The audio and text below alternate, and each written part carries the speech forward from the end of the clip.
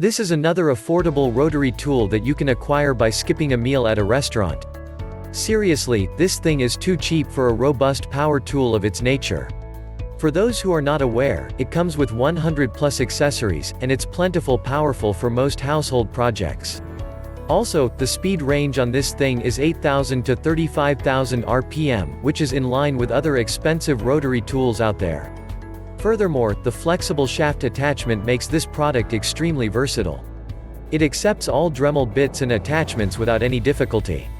And, it takes no time to get used to this rotary tool because of how easy it is to operate it. Although not super quiet, this thing is not aggravatingly noisy.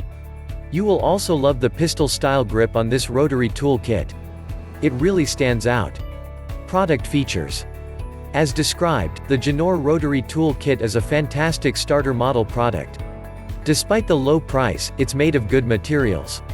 And, this best rotary tool is really easy to use. Although a tad bit heavier, it's not too difficult to handle. Basically, it won't cause hand exhaustion like other bulkier units out there. The best part is that it will work flawlessly without stalling in between. The delivery of this power tool is quick as well. Most past buyers have commented that it arrives well ahead of the estimated delivery date. The Ginour also comes with a lifetime guarantee.